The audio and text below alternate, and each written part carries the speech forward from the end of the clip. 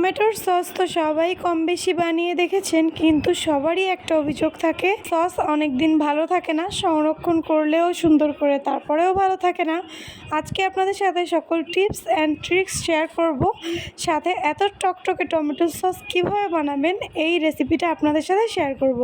আসসালামু আলাইকুম।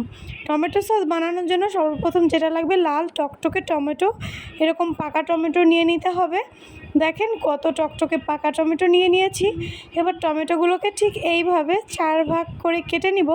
এরপরে বোটার যে অংশটা থাকবে এটা মাছ থেকে এভাবে করে ফেলে দিতে হবে। এরপরে পরিষ্কার করে টমেটোগুলোকে কেটে নিয়েছি আমি। দেখেন এবার কাটা টমেটোগুলোকে আমি একটা কড়াইয়ে দিয়ে গ্যাসে জাল উঠিয়ে দিব। জাল উঠিয়ে দেওয়ার পরে দেখেন 1 মিনিটের ভিতরে এরকম গলে গিয়েছে, কারণ টমেটোগুলো অনেক পাকা। এরপরে দেখবেন টমেটোর খোসাগুলো এভাবে আলতো করে উঠে যাচ্ছে, তো সেগুলোকে একটু সরিয়ে নেবেন। এবার টমেটোগুলোকে ব্লেন্ড করে নিতে হবে, নিয়ে এভাবে চালনিতে ছেঁকে নিতে হবে। এতে করে একটুও ভিতরে দানা থাকবে না এবং টমেটো সসটা অনেক সুন্দর হবে। এবার আম্মু আবার চুলাতে জাল উঠিয়ে দিয়েছে, কড়াইয়ে দেখেন জাল করে নিচ্ছে। এবার একটা কাপের ভিতরে আমি 2 টেবিল চামচ পরিমাণে কর্নফ্লাওয়ার নিয়ে নিয়েছি। এবার কর্নফ্লাওয়ারটাকে পানিতে, ঠান্ডা পানি দিয়ে মানে নর্মাল পানিতে গুলে নিব। এভাবে করে গুলে নেওয়া হয়ে গেলে টমেটো সসটা যেটা আমরা চুলায় জাল উঠিয়ে দিয়েছিলাম এর ভিতরে দিয়ে দিব, দিয়ে নেড়ে চেড়ে নিব। এবার নেড়ে চেড়ে এরকম করে মিশিয়ে নিতে হবে।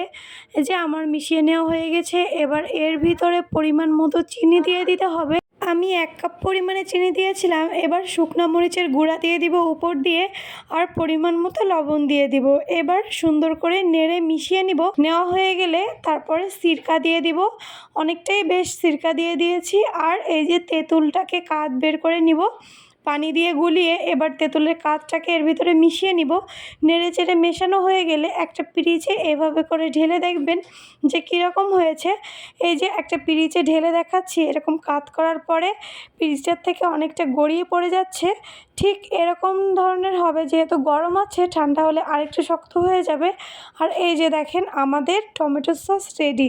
এত মজাদার হয়, বাহিরেরটা আর কিনে খাবেন না, এটা একবার বানানোর পরে। এই যে আমি সিঙ্গারা দিয়ে টমেটো সসটাকে খেয়ে দেখাচ্ছি। আপনাদের কাছে ভালো লাগলে অবশ্যই এভাবে বানাবেন, আর একবার অবশ্যই ট্রাই করে দেখবেন, অবশ্যই ভালো লাগবে।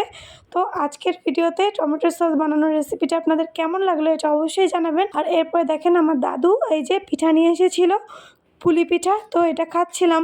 তো আজকের ভিডিও এখানেই শেষ করছি। ভিডিওটা যদি আপনাদের কাছে ভালো লেগে থাকে অবশ্যই লাইক কমেন্ট করবেন, এবং রেসিপিটা অবশ্যই শেয়ার করে টাইমলাইনে রেখে দেবেন। আর যদি ইউটিউব থেকে দেখে থাকেন তাহলে অবশ্যই চ্যানেলটা সাবস্ক্রাইব করে দিবেন। আল্লাহ হাফেজ।